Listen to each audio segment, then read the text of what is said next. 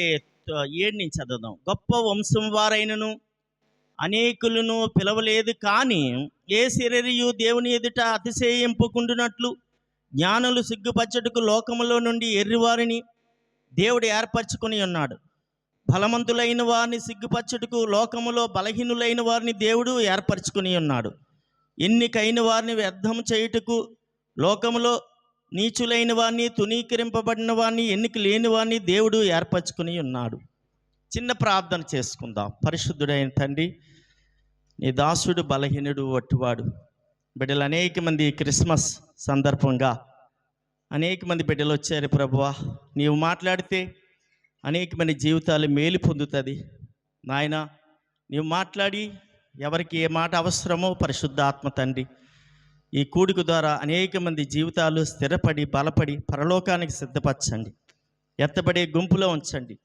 తమ పాపములు వారు ఒప్పుకొని విడిచిపెట్టేవారుగా, ఆచారపరమైన భక్తి కాకుండా గొప్ప నమ్మకమైన విశ్వాస వీరులుగా తండ్రి ఈ బిడ్డలందరూ నాయన మీరు మాట్లాడి, ఈ బిడ్డలతో మీరు మాట్లాడి మహిమ తెచ్చుకోమని నా సాక్ష్యము తెలియజేస్తుండగా మీరు మహిమ తెచ్చుకోమని, నా నోటికి బోరగా ఉండమని మా పరలోకపు తండ్రి యేసుక్రీస్తు ప్రశస్త నామములు అడిగి వేడుకుంటున్నాం తండ్రి, ఆమేన్.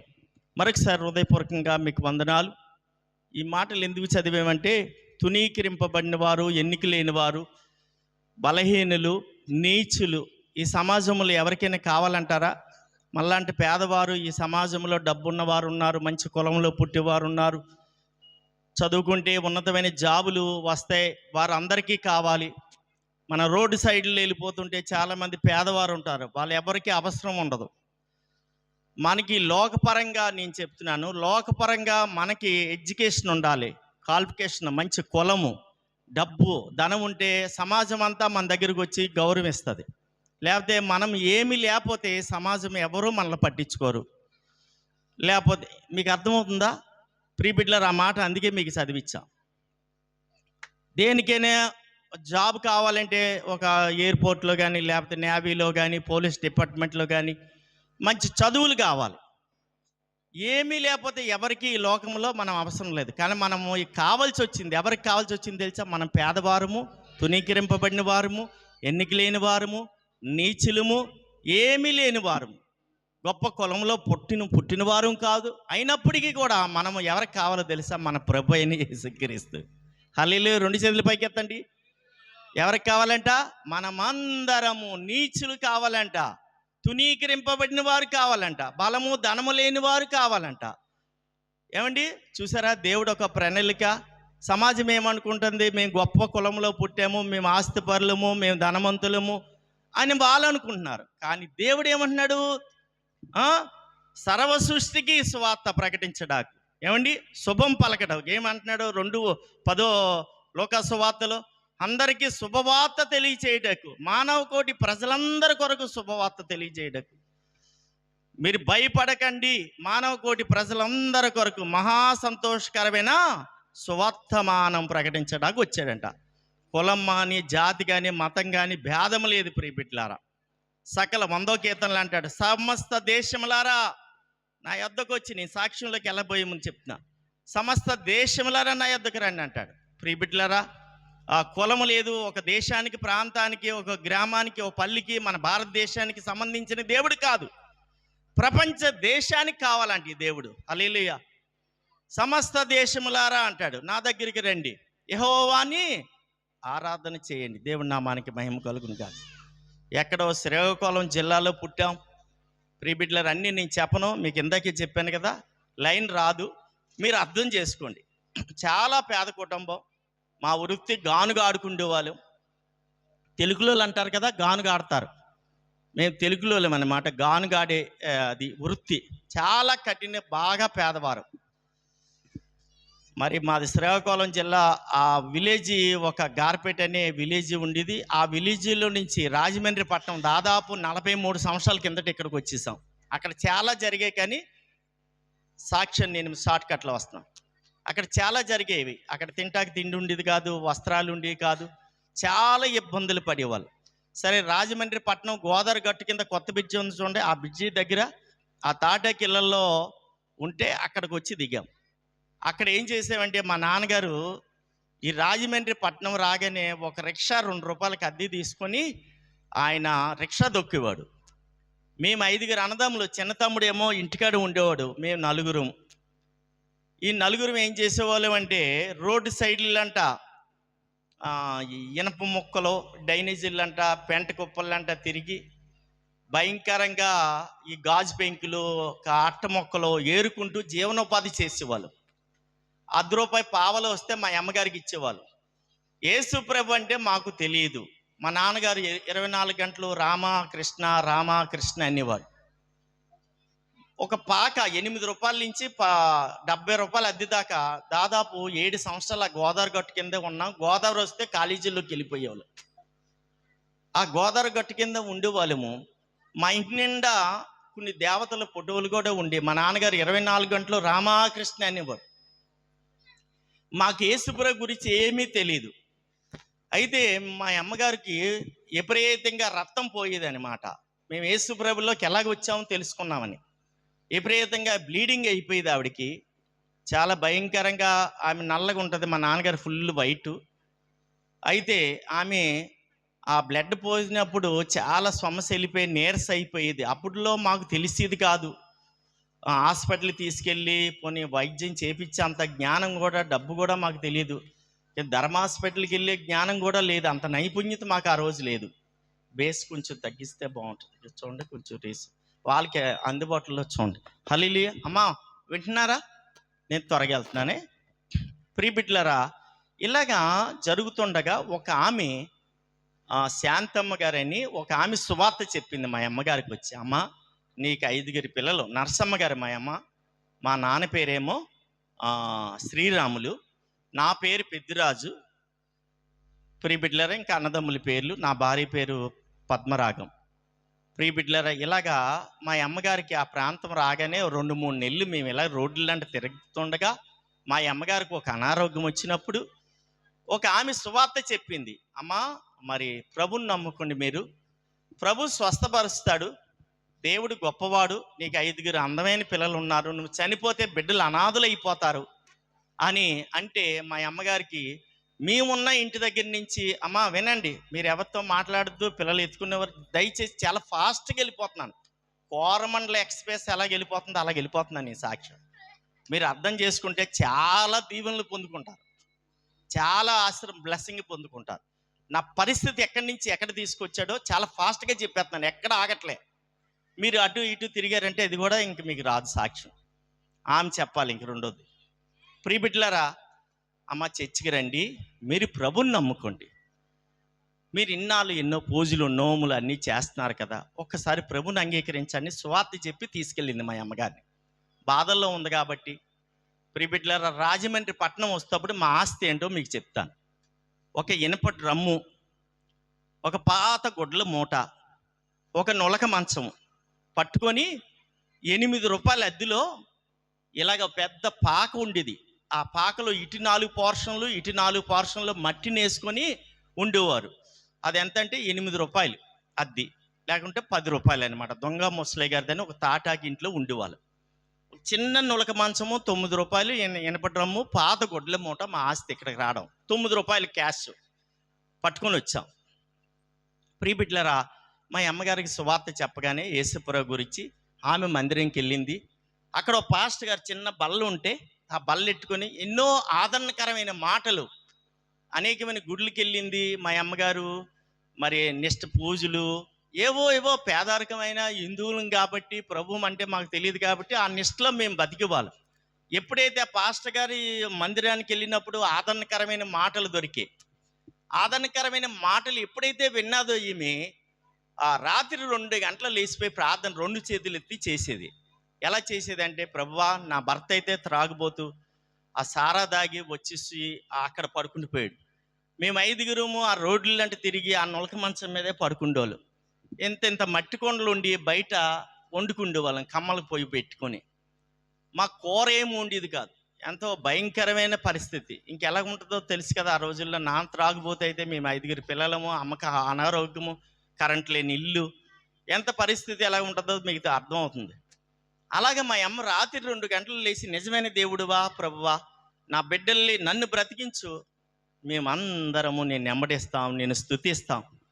నాయన నాకు స్వస్థపరచు, ఆయుష్ పెంచు, ఆరోగ్యం ఇవ్వు. నేనేమీ అడగలేదు. నేను చచ్చిపోతే నా బిడ్డలు రోడ్డు పాలైపోతారు, అనాథలు అయిపోతారు, నా భర్త ఏమో త్రాగుబోతని రోజు 2 గంటలు ప్రార్థన చేసేది నా తల్లి. ప్రార్థన చేస్తే మా నాన్న అనేవాడు, అప్పటికే మా బంధువుల్లో 40 మంది కుటుంబాలు ఉన్నారు అక్కడ. వాళ్ళు రిక్షాలు దొక్కేవారు, కానీ వాళ్ళు వచ్చి స్థిరపడిపోయారు. బంగారాలు కొనుక్కున్నారు, 10 రిక్షాలు 5 రిక్షాలు కొనుక్కున్నారు. మాకంటే మిద్దిళ్ళు కట్టుకున్నారు. మాకైతే ఏమీ లేదు. నువ్వు ఆ మతం దగ్గరికి వెళ్తున్నావు, అక్కడేమో నిన్ను పూలు పెట్టుకున్నవారు, బొట్టు పెట్టుకున్నవారు, గాజులు వేసుకున్నవారు, అది మన మతం కాదు, ఏదో మతము, లేకపోతే అమెరికా దేవుడు అని ఇలా చెప్పేవారు. మాకు అప్పుడు ఏం తెలిసేది. అయినప్పటికీ మా అమ్మగారు ఎప్పుడైతే ఆ పాస్టర్ గారి మాటలు విని, దేవుడు వాక్యం విని హృదయంలో చేర్చుకొని రాత్రి 2 గంటలు లేచి చేతులు ఎత్తి ప్రార్థన చేసేది అనమాట కన్నీరుతో. ఆ ప్రార్థన చేసినప్పుడు మా అమ్మకు ఒక కళ వచ్చింది, దర్శనం అనమాట. గోదావరి నది పక్కనే. ఆ దర్శనం ఏంటంటే, ఎవరో ఒక వెలుగులాగా ఆకాశం నుంచి ఒక వెలుగు వచ్చి మా అమ్మగారు చేయి పట్టుకొని ఆ నదిలో దింపి, ఒక వ్యక్తి వచ్చినట్టు దింపి పైకెత్తి ఇంత ఎండి గిన్నెతో రక్తం నోట్లో పోసారంట ఆయన. దర్శనం కళ. 2 గంటల దాకా 2 గంటలు లేచి ప్రార్థన చేసేది, పడుకుండిపోయేది. 2-3 గంటల ప్రార్థన. ఇలా ప్రార్థన చేస్తే మా నాన్నగారు, ఎవరు చచ్చిపోయారు, ఎందుకు అలాగ ఏడుస్తున్నావు అని మా నాన్నగారు అనేవారు. అక్కడికి వెళ్ళొద్దని చెప్తున్నాను కదా, రాత్రులు నువ్వు ఏడుపులు, మాకెవరికి నిద్రలు ఉండట్లేదు అని ఆ చిన్న గుడిసెలో. అలాగ ఒక దర్శనం పొందుకుంది. ఆమెకి ఏంటంటే, ఎంత రక్తం నోట్లో పోసాక ఆమెకి స్వస్థత వచ్చింది. ఆ రోజు, అమ్మ ఈ రోజు నుంచి నీకు స్వస్థత కలుగుతుందని దర్శనంలో వచ్చింది. అలాగ నోట్లో రక్తం. ఆ రోజు నుంచి ఈ రోజుకి అప్పుడు చనిపోవాల్సిన తల్లి ఈ రోజుకి దాదాపు 90 సంవత్సరాలు దాటింది, సజీవురాలుగా ఉంది. దేవుడి నామానికి మహిమ కలుగును గాక. ఆమె ప్రార్థన ఆలకించి స్వయంగా ప్రభువే కలలో దర్శించి నదిలో దింపి పైకెత్తి ఇంత తెల్లటి ఎండిగిన్నెతో రక్తము పోసినట్టు దర్శనం వచ్చింది. అది మా ఎంట్రన్స్ దేవుడిలోకి రావడం. హల్లెలూయా. ప్రియబిడ్డలారా, అలాగ మేము ప్రభులోకి వచ్చాం. నాన్న రిక్షా దొక్కువాడు, మేమేమో రోడ్లంటే తిరిగే వాళ్ళం. ఇలాగ తర్వాత మళ్ళీ నాకు పెళ్ళి అయింది, చాలామంది పిల్లలు పుట్టారు. ఇలా పెంట కుప్పలంట ఇవన్నీ తిరిగేవాళ్ళం. కానీ రాను రాను దేవుడు మా జీవనోపాధిని, మేము 1991లో ఎన్టీ రామారావు గారు పరిపాలన చేసినప్పుడు ఆ తాటాకి ఇళ్ళన్నీ తీసి, ఇప్పుడు మన దైవ భూషణం గారు వాళ్ళు చిన్నాన్నగారు ఎవరో ఉన్నారు, రూపస్ గారని, నామవారం మార్చారనమాట. ఒక 9 కిలోమీటర్లు, రాజమండ్రికి 9 కిలోమీటర్లు తాటాకి ఇళ్ళన్నీ తీసి అక్కడ కాలనీలు ఇచ్చారు. మేము అక్కడికి వెళ్ళిపోలేదు. ఇంకా మేము 5 అన్నదమ్ములము, నాన్న కష్టపడాలి అని ఒక 450 రూపాయలు రాజమండ్రిలోని ఇల్లు అద్దె తీసుకొని మేము అక్కడ జీవనోపాధి చేసుకుంటూ బ్రతికేవాళ్ళం. ప్రియబిడ్డలారా, ఇలాగ నాకు 1900 నాకు పెళ్ళయింది. నాకు పెళ్ళయ్యాక నాకు బిడ్డలు పుట్టి చనిపోయారు. నేను అన్యజనుల అమ్మాయిని చేసుకున్నాను. బిడ్డలు పుట్టి చనిపోవడం, నా జీవితంలో కూడా కొన్ని శోధనలు ప్రభువుని నమ్ముకున్నాక వచ్చే. నాకు వయసు వచ్చిన కొద్ది నేను హోటల్లో ఏం చేసేవాడిని అంటే, ఒక హోటల్లో షార్ట్కట్లో చెప్తున్నాను, మీరు అర్థం చేసుకోండి. ఎప్పుడైతే క్లారిటీగా ఇస్తాను, నాకు గంట సాక్ష్యం ఉండే, మీరు కళ్ళని అందరూ ఏడుస్తారు. ఈ చర్చికి వచ్చి నేను చెప్తాను, ఒక 6 నెలలు సంవత్సరం పోయాక ఎప్పుడైనా ఉపవాస ప్రార్థనలు అయితే పిల్లండి, ఆ రోజు మీకు తెలియచేస్తాను. ప్రియ బిడ్డలారా, నేను హోటల్లో పనిచేస్తున్నాను. ఒక హోటల్లో 3 సంవత్సరాలు పనిచేశాను. పావల బేట, నెలకు 10 రూపాయలు జీతం. అరుగుల మీద శ్యామల టాకీస్, మీరు వస్తారేమో, శ్యామల టాకీస్ అరుగుల మీద పడుకుంటేవాడిని అక్కడ గచ్చుల మీద. తర్వాత అక్కడ మన్యం అనే ఇంకో షాప్ ఉంది, అక్కడ ఒక షాపులో పనిచేశాను. అప్పుడు అదొక హోటల్, ఆనంద విహారం. దాంట్లో 25 రూపాయలు నెల, రోజు 10 రూపాయలు బేట. అందులో 3 సంవత్సరాలు చేశాను. తర్వాత రిలయన్స్ మార్ట్ ఏనుందో, ఇప్పుడు దాని బ్యాక్ సైడ్ పెద్ద హోటల్, స్టార్ హోటల్ ఉంది. అక్కడ 175 రూపాయలకి 11 సంవత్సరాలు ఎంగిలి కప్పులు కడుక్కుంటూ, ఒక సప్లేరు ప్యాంట్ షర్ట్ వేసుకుంటే నేను కాకి షర్టు కాకి నిక్కరేసుకొని 12 రూములు ఉండి లాడ్జీలో, ఆ రూములన్నీ తడిగూడ పెట్టడం, బెడ్షీట్లు వేయడం. 375 రూపాయలు 11 సంవత్సరాలు పనిచేస్తే 175 రూపాయల నుంచి అలాగే 11 సంవత్సరాలు ఎంగిలి కప్పులకి అడిగాను. ప్రీ బిడ్డలరా, బిడ్డలు పుట్టి ఒకసారి చనిపోతున్నారు. హోటల్లోనేమో పెద్ద స్టార్ హోటల్, అది బాగా వినండి, నేను చాలా వేగంగా వెళ్ళి ముగిస్తాను. పెద్ద స్టార్ హోటల్, అక్కడ 130 మంది స్టాఫ్ పనిచేసేవారు. అమ్మ, ఎంతమంది పనిచేసేవారు? 130 మందిలో నేను ఒక్కడినే ప్రభుని నమ్ముకున్నాను. నేను ఒక్కడినే ప్రభుని నమ్ముకుంటే నెలకు 3 సార్లు వాడకాలు ఇచ్చేవారు. అంటే జీతాలకి కొద్దిగా రూ. 25 రూ. 30 ఇచ్చేవారు బచ్చానికని. ఆ డబ్బులు వాళ్ళు పట్టుకొని వెళ్ళి ప్యాకెట్లకి, గెస్ట్ హౌస్లు, బీర్లు, బ్రాందీలు తాగేవారు. నేను అలా తాగేవాడిని కాదు. నేను ప్రభుని నమ్ముకున్నాక వాళ్ళు అనేవారు, ఎరా నువ్వు నీతిమంతుడివా, పరిశుద్ధుడివా, మాతో పేకాట ఆడవు, మాతో ఎక్కడికి రావని నన్ను ఎగతాళి చేసేవారు అనమాట. కానీ నేను ప్రభుని నమ్ముకున్నాను కాబట్టి, మా అమ్మగారు ప్రార్థన చేస్తుంది కాబట్టి నేను త్రాగను, ఈ పేకాటకి వెళ్ళని నిష్టగా బతికాను. ప్రియ బిడ్డలారా, అలాగా బతికి ఎంతో నమ్మకంగా ఉన్నాను. నాకు వివాహమైంది, బిడ్డలు పుట్టి చనిపోతున్నారు, ఏంటి పరిస్థితి అని నేను ఏం చేశానంటే, ఒకరోజు ఉపవాసం ఉండి ప్రార్థన చేశాను. అమ్మ వినండి, వినండి, నన్ను చూడండి. భోజనాలు మీరు ఇప్పుడు భోంచిద్దరు నాది అయిపోతే. ప్రియ బిడ్డలారా, భోజనాల వైపు మీ మనసులు రోజు తింటున్నారు కదా అమ్మ, భోజనాలు రోజు తింటున్నారా? ఇందా పాస్టర్ గారు తనన్న మమ్మల్ని భోజనం పిలిచినట్టుగా ఉందండి, మీకు ఇష్టపడి అడవులు చూసి నాకు ఇంకా సమయం లేదు, ఆవిడకి ఇంకా సమయం లేదు. నేను ఇప్పుడు సాక్ష్యమును మీకు లైన్ రావట్లేదు కదా, నాది లైన్ రాకపోతే నాకు చెప్పడం కష్టం అవుతుంది.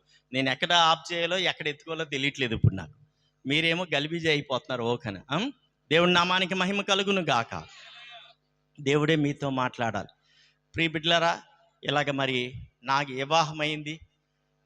వివాహం అయ్యాక బిడ్డలు పుట్టి చనిపోతున్నారు. నేను అప్పుడు అనుకున్నాను, ప్రభువా మరి నాకు బిడ్డలు పుడితే నీ సేవకి ఇస్తాను, బిడ్డలు చనిపోతున్నారని నేను ఉపవాసం ఉండి, మరి నేను పశ్చాత్తాప పొంది, నేను ఒప్పుకొని పాపంలన్నీ ఒప్పుకొని దేవుడి దగ్గర పశ్చాత్తాప పొందాక, నా బాలి పాపంలో, నా యవనకాల పాపంలో నేను చేసిన చిన్న చిన్న దొంగతనాలు, నా భార్యను తెలియక తిట్టడం, నా తండ్రిని కొట్టడం, ఇవన్నీ పశ్చాత్తాపంతో యోబు గ్రంథంలో నుంచి నాకు ఆ మాటలు దేవుడు తెలియజేశాక నేను దేవుడి దగ్గర ఒప్పుకున్నాను. ఒక్కసారి తీయండి యోబు గ్రంథము 11, 13 చదవండి. యోబు గ్రంథము త్వరగా ఆ మాట చదివి సాక్ష్యంలోకి వెళ్తాను. యోబు గ్రంథము 11, 13 చదవండి అమ్మా. నీవు నీ మనస్సును తిన్నగా నిలిపిన ఎడల, నీ చేతిలో ఆయన వైపు చాచిన ఎడల. బాబు మాట్లాడకండి, రే చిన్న తల్లి మాట్లాడకండి రా పిల్లలు. పాపము నీ చేతిలో ఉండుట చూసి దాన్ని విడిచిన ఎడల, నీ గుడారములో నీ దుర్మార్గతను కొట్టివేసిన ఎడల నిశ్చయముగా నీవు సంతోషమే, నిర్దోషమై సంతోషించదువు. ప్రియ బిడ్డలారా, మీకు ఇక్కడ ఒక మాట చెప్పాలి. నాకు బిడ్డలు పుట్టి చనిపోతప్పుడు నేను పశ్చాత్తాప పొంది ఒప్పుకొని, నాయనా నీ సేవకి ఒక కుమారుడు నాకు పుడితే వాడి బ్రతికితే నీకు సేవకి ఇస్తానన్నాను. నేను ఎప్పుడైతే నా పాపంలో ఒప్పుకున్నాను, నా అబద్ధాలను ఒప్పుకున్నానో, నా దొంగతనాలు ఒప్పుకున్నా, నావన్నీ ఒప్పుకొని పశ్చాత్తాప పొందాను, నాకు దేవుడు ఒక కుమారుడిని ఇచ్చాడు.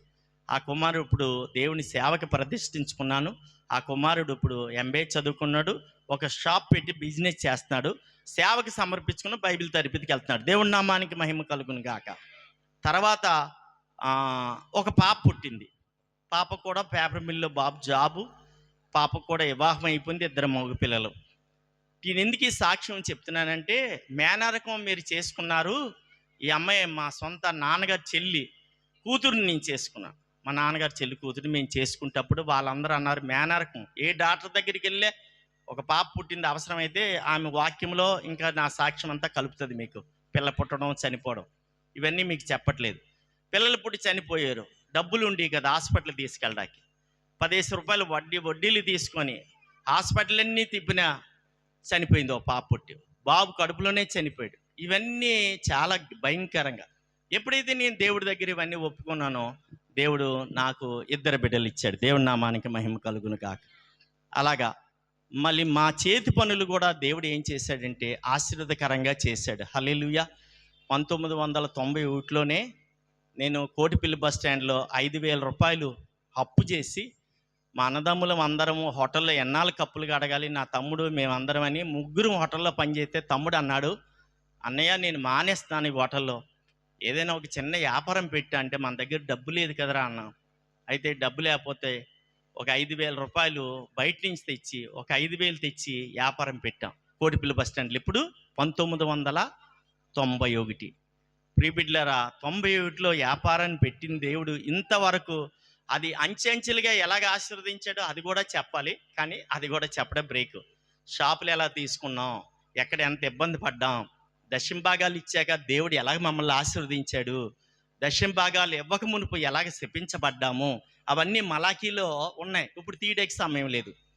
నేను నా దారిద్రతను, నా అభివృద్ధి మీకు చెప్పి నేను ముగిస్తాను, మిమ్మల్ని ఇబ్బంది పెట్టను. ప్రియ బిడ్డలారా, ఇలాగ ఇంత పేదరికమైన పరిస్థితి నుంచి దేవుడు ఈరోజు ఎంతగానో మమ్మల్ని ఆశీర్వదించాడు. హల్లెలూయా. నేను ఎప్పుడైనా, మీరు నమ్మండి, ఇప్పుడు నేను చెప్పే మాటలు వినండి. ఈరోజు నేను హోటల్లో పనిచేస్తున్నాను కదా, కారుల్లో సూట్ కేసులు పట్టుకెళ్ళి హోటల్లో రూమ్లో పెట్టేవాడిను. రూముల్లో పెట్టి 2 రూపాయలు ఇస్తే వెళ్ళేవాడిను. ఇక్కడ కాకి నిక్కరు, కాకి షర్ట్ వేసుకొని చేతులు కట్టుకుని ఉండేవాను. మీరు నమ్మండి, 2 రూపాయలు స్టిప్స్ ఇస్తే మా ఇంటికి అట్టిపళ్ళు ఏవో మా అమ్మగారికి ఏమైనా ఇద్దామని. అటువంటి భయంకరమైన పరిస్థితి నుంచి ప్రియ బిడ్డలారా, దేవుడు ఎంతగా ఆశీర్వదించాడంటే, మా ఇంట్లోనూ లిఫ్ట్లో పట్టుకెళ్ళేవాను. ఈరోజు మా ఇంట్లో 2 బిల్డింగ్లు ఉన్నాయి. 2 బిల్డింగ్లో నేను లిఫ్ట్ నడిపోవాడిని హోటల్లో పనిచేసి. నెలకి ఎంత? 130. ఇప్పుడు మా ఇంట్లో 2 లిఫ్ట్లు ఉన్నాయి. దేవుడి నామానికి మహిమగా. ఎక్కడ నుంచి ఎక్కడ తీసుకెళ్ళాడు. నేను షార్ట్ కట్లో చెప్తున్నాను. 175 రూపాయల సైకిల్ కొనుక్కోవడానికి 7 సంవత్సరాలు నా దగ్గర సైకిల్ లేదు. ప్రియ బిడ్డలారా, మీరు నమ్మండి, 7 సంవత్సరాలు సైకిల్ లేకపోతే ఇప్పుడు నేను దాదాపు 15 లక్షల ఇటు కారు కొనుక్కొని, కారులో నా మిస్సెస్ నేను అనేకమైన స్థలాలకి సాక్ష్యం చెప్పడానికి వెళ్ళే కృప దేవుడు ఇచ్చాడు. బిడ్డలు పుట్టరు, నీకు మేనరకము, మీరు ఆ దేవుడిని నమ్మారని మా బంధువులందరూ మమ్మల్ని వెలివేసినప్పుడు, ఈరోజు మా కుటుంబాలందరూ మాతో పాటు పెద్దిరాజు ఎంత అభివృద్ధిలోకి ఎలాగొస్తున్నాడు, వీళ్ళ నాన్నగారికి రిక్షాలో బంగారం దొరికిపోయిందా, హోటల్లో లేకపోతే సూట్ కేసుతో డబ్బు దొరికిపోయిందా, రోజు రోజుకి వీళ్ళు అభివృద్ధి అయిపోతున్నారని అంటప్పుడు మేమన్నాము, మాకు ప్రభు దొరికాడు, యేసయ్య అనే ఒక బంగారపు మూట దొరికాడని సమాజాన్ని చెప్పినప్పుడు నా భార్య ఇక్కడే ఉంది. నా బంధువులందరూ ఈరోజు ప్రభుని నమ్ముకొని ఉన్నారు. దేవుని నామానికి మహిమ కలుగును. నాకు వచ్చిన కొద్ది దాంట్లోని దాచి దాదాపు శ్రీకాకుళం ఏరియాలో 17 మందిరాలు కట్టించాను. చర్చిలో ఒక 2 లక్షలు, 1.5 ఇచ్చి నాకు వచ్చిన దశం భాగాలు కానీ మా కష్టం కానీ పోగు చేసి దాదాపు 17 మందిరాలు కట్టించాను. ప్రియ బిడ్డలారా, నేను ఇప్పుడు మాకు మెయిన్ రోడ్లో షాపులు ఎన్ని ఉన్నాయంటే 6 షాపులు ఉన్నాయి. దేవుడి నామానికి మహిమ కలుగును గాక. 1991లో కోటిపల్లి బస్ స్టాండ్ దగ్గర 5,000 రూపాయలు పెట్టి షాప్ పెడితే ఆ ఫుడ్ పార్క్ మీద అందరూ, దైవభూషణం గారికి తెలుసు, ఆ షాపులందరికీ హోల్సేల్ ఇస్తాం. బ్యాగ్స్ను, సలిబనేళ్ళను, స్వెటర్స్. మేము ప్రియ బిడ్డలారా, అంతగా దేవుడు మమ్మల్ని దీవించాడు. ఎప్పుడైనా కరెంట్ ఉన్నా ఇంట్లోకి వెళ్ళగలమా, లేకపోతే ప్యాంటు షర్ట్ వేసుకోగలరా, లేకపోతే 1000 రూపాయలు చేతితో లెక్కేసుకోగలరా అనుకున్నాను. ప్రియ బిడ్డలారా, ఈరోజు నా దగ్గర దాదాపు 6 షాపుల్లో 20 మంది పనిచేసేవారు నా చేతి కింద ఉన్నారు. దేవుడి నామానికి మహిమ కలుగును గాక. ప్రియ బిడ్డలారా, ఎప్పుడైనా కరెంటు ఉన్న ఇంట్లోకి వెళ్ళగలంటే, ఇప్పుడంటే తక్కువ వస్తుంది కానీ మే నెలలో కానీ జూన్ జూలైలో కానీ కరెంటు బిల్లు 70,000 లేకపోతే 75,000-80,000 కరెంటు బిల్లు. షాపుల్లోనూ ఇళ్ళన్నీ ఏసీ రూములు. ప్రియ బిడ్డలారా, అన్నింటికి దాదాపు 60,000-70,000 కరెంటు బిల్లు కట్టే కృప ఇచ్చాడు. దేవుడి నామానికి మహిమ కలుగును గాక. ఇదంతా దేవుడి నామానికే. నేను డబ్బులు కలిగేవని కాదు. మన అతిశయం ఏంటో తెలుసా? ఒకటి గుర్రముల బట్టి, రథముల బట్టి అతిశయిస్తే, మనమైతే మన ప్రభుని బట్టి అతిశయిస్తున్నాం.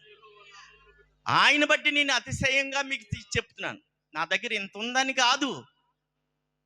113వ కీర్తనలో ఏమంటాడు? 8వ అధ్యాయంలో, పెంట కుప్పల మీద నుండి దీనులను పైకి లేపి, ఆయన ఇచ్చిన వాగ్దానం ఏంటి? పెంట కుప్పల మీద నుంచి దీనులు పైకి లేపేవాడట. పెంట కుప్పల మీద నుంచి. మాకు ఆహారం ఏంటో తెలుసా? మా నాన్న రిక్షా దొక్కి ఏం తెచ్చాడో తెలుసా? కోడి తలకాయలు, తొక్కలో స్కిన్, కాలు తెచ్చి కమ్మల పొయ్యి మీద బయట వండేసి అదే టమాటేసి పెట్టింది మాకు అమ్మ. ప్రియ బిడ్డలారా, ఎంత భయంకరమో. ఎప్పుడైనా ఆ మాంసం తింటే ఆ తొక్కలు తప్ప ఉండేది కాదు. ఇప్పుడు మాకు సంఘానికి దాదాపు 200 మంది బిడ్డలు వస్తారు. మంగళవారపేట భారత బొమ్మల డౌను ఏసీ మందిరం మాది పెద్దది, 200 మంది పట్టి ఏసీ మందిరం. మొన్నే 2 కోట్లు ఇట్టి మా బిల్డింగ్ కట్టించాం. మళ్ళీ నేను ఇప్పుడు సొంత ఇల్లు ఒకటి కట్టుకుంటున్నాను, ఇంకొక 1 కోటి రూపాయలు ఇట్టి. దాంట్లో లిఫ్ట్ పెట్టాం, అందులో లిఫ్ట్ పెట్టాం. దేవుడు ప్రియ బిడ్డలారా, మా బిడ్డలకి ఆహారం పెడితే స్కిన్ లెస్ మాంసం తెచ్చి మా సంఘ బిడ్డలకు ప్రతి నెల భోజనాలు పెట్టి కృప ఇచ్చాడు. దేవుని నామానికి మహిమ కలుగును గాక. అంటే నేను ఎన్ని ఇబ్బందులు పడ్డామో, ఎంత భయంకరమైన సమస్యలు, ఇరుకులు, ఇబ్బందులు, కన్నీరు. నాకు బట్టలు ఎప్పుడైనా కొనుక్కోవాలంటే పండగకి పున్నాలకి ఆ జాంపేట బజార్ దగ్గర, లేకపోతే ఆ తాడిపిల్లిగూడెము, తణుకు, ఆ పల్లెటూరులో పనులు చేసేవాళ్ళు. అవన్నీ చెప్పలేదు కదా. ఆ సంతల్లో వెళ్ళి పాత బట్టలు కొనుక్కొని ₹10 పావలా పాత సిరిగిపోయిన నిక్కర్లు కొనుక్కుండేవాళ్ళు. ఒంటి నిండా పుల్లు పుట్టేసాయి ఆ పాత బట్టలకి. అంత భయంకరమైన శాపగ్రస్తమైన దేవుడు మమ్మల్ని గొప్ప కృపతో ఇచ్చాడు. నేను ఈరోజు ఆస్తులు బట్టి, అంతస్తులు బట్టి మీ దగ్గర చెప్పడానికి రాలేదు, కానీ ఒక మాట చెప్తున్నాను. ఎబ్రీ పత్రికలు అంటాడు 2:3లో, ఇంత గొప్ప రక్షణ నిర్లక్ష్యం చేసిన యెడల మీరు ఎలా తప్పించుకుందురు. ఈరోజు క్రిస్మస్ సందర్భంగా మీకు తెలియచేసేదంటే ఇది గొప్ప రక్షణ. నేనే మార్గము, సత్యము, జీవం, నా ద్వారా తప్ప మీకు పరలోకానికి మోక్షం అనేది. మీరు ఎంత కులంలో పుట్టినా, ఎంత గొప్ప చదువులు చదువుకున్నా, ఎంత ఆస్తులు సంపాదించినా, ఎన్ని కారులున్నా, ఎన్ని బంగ్లాలున్నా, మీరు కుబేరులైనా, పెద్ద కులస్తులైనా, నేనే మార్గము, నేనే సత్యము, నేనే జీవం. ఎవడైనా కులం తక్కువడైనా, కులం ఏడైనా, ఆయన తప్ప మనకు మార్గం ఇంకోటి లేదు. మీరు అందరూ ధన్యులు. అందుకే మత్తయి సువార్తలో అంటాడు, దుఃఖపడివారు ధన్యులు, వారు ఓదార్చబడుదురు అంటారు. ప్రియబిడ్డలారా, ఎన్నో ఇబ్బందులు, ఇరుకులు, అప్పులు, రుణబాధలు, సమాధానం లేదు, కన్నీరు, వేదన. ఈరోజు దేవుడు సకల సమృద్ధితో, సమాధానముతో దేవుడు ఈరోజు అనేక మందికి మా దుఃఖ దినములు ఏం చేశాడంటే సంతోషం, నాట్యంకరమైన దినాలుగా మార్చాడు. దేవుని నామానికి మహిమ. మేము ప్రభుని నమ్ముకొని ఇప్పుడు వరకు మేము చెడిపోయినది ఎప్పుడూ లేదు. ప్రతి కీడు నుండి దేవుడు మమ్మల్ని తప్పించి ఈరోజు రాజమండ్రి పట్టణంలో మాకు 3 బిల్డింగులు ఉన్నాయి, 6 షాపులు ఉన్నాయి, స్థలాలు కొనుక్కున్నాం. ప్రియబిడ్డలారా, సమృద్ధి దేవుడు మాకెంతో ఆదరణ ఇచ్చాడు, సమృద్ధి ఇచ్చాడు. మా ద్వారా ఎన్నో మందిరాలు కట్టబడ్డాం, అనేక మంది స్థలాలకు వెళ్ళి సాక్ష్యములు చెప్తున్నాం. ప్రియబిడ్డలారా, ఇలాగా దేవుడు నా జీవితంలో, నా కుటుంబం, నా భార్య జీవితం, మా జీవితంలో ఎన్నో మేలులు. వీరికి బిడ్డలు పుట్టరనుకున్నారు, బిడ్డలు పుట్టించాడు దేవుడు. వీళ్ళకి తింటాకి తిండి ఉండదు, కట్టుకోవడానికి వస్త్రం ఉండదు అనుకున్నాడు. ఈరోజు అనేక మందికి మమ్మల్ని ఆశీర్వదకరంగా ఉంచాడు. ప్రియబిడ్డలారా, అందుకే బైబిల్లో ఒక మాట అంటాడు కదా, తునీకరింపబడిందే తలకి మూలరాయి. ఏ దేవుడిని అయితే మేము ఒకప్పుడు యేసుపురం మా దేవుడు కాదు, మా మతం కాదు, ఇది అమెరికా దేవుడు అన్నామా, ఆ దేవుడికి ఈరోజు మా 5 అన్నదమ్ముల్లో నా తమ్ముడు నేను సేవకులమయ్యాం. అనేకమైన స్థలాలకు వెళ్ళి మా జీవిత సాక్ష్యం చెప్తున్నాం. ప్రియబిడ్డలారా, ఇది కులానికి, మతానికి, జాతికి చెందింది కాదు. ప్రభు ఒక కులానికి పుట్టలేదు, ఒక జాతికి పుట్టలేదు. ఈ శుభవర్తమానం మానవ కోటి ప్రజలందరి కొరకు రక్షణ. మీరు కూడా మారు మనసు కలిగి ఉండండి, పశ్చాత్తాపంతో ఉండండి, మీరు పాపములు ఒప్పుకునేవారుగా ఉండండి. దేవుని దగ్గరికి వచ్చినప్పుడు ఎంతో భయభక్తులు, క్రమము, విశ్వాసము ఉంచండి. మీరు కూడా మీ పాపములు, బాల్యకాల పాపములు, యవనకాల పాపములు అన్నీ ఒప్పుకొని విడిచిపెట్టి పరిశుద్ధ జీవితం జీవించండి. చచ్చిపోయిగా బుద్ధిగల కన్నికల వల్ల ఎత్తబడే గుంపులో సిద్ధపాటు కలిగి దేవుని రాజ్యం కొరకే మనం ఇక్కడికి వచ్చాం. ఏదో కేకులు తిందాం, భోజనం కొందాం, మందిరం దేనికి వస్తాం? మనం ఏమి నేర్చుకుంటున్నాం అది మీకు ఉండాలి. మీరందరూ ఎత్తబడాలంటున్నాడు. మన జీవితాలు ఎంతో ఆశీర్వదకరంగా చేశాడు. ఒక మాట చదివి నేను ముగిస్తాను. చూడండి, యోబు గ్రంథము 17 చదవండి, 11, 17.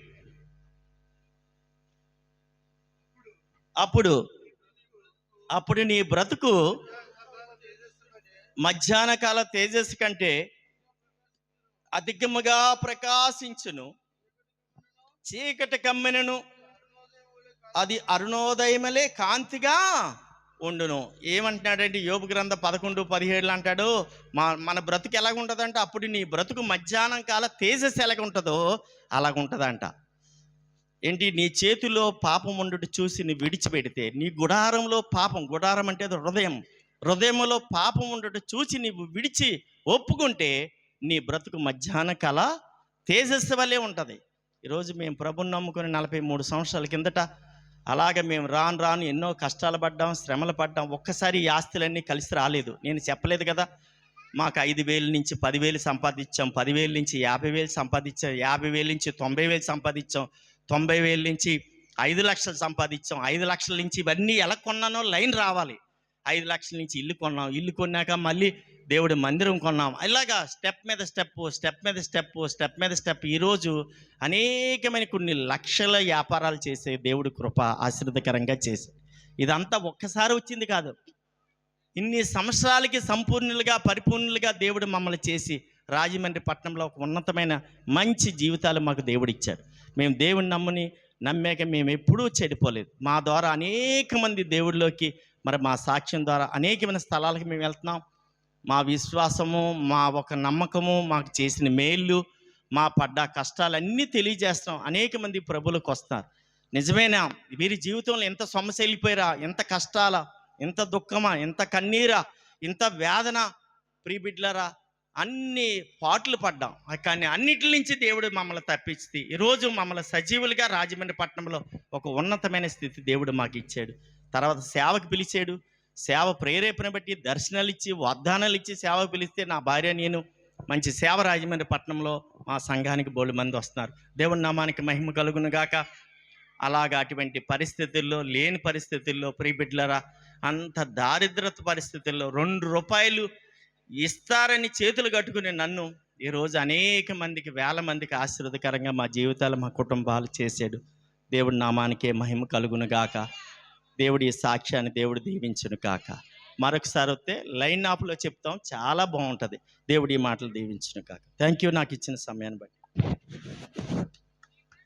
ఏసకి తప్పళ్ళు కొట్టి భయపడదాము.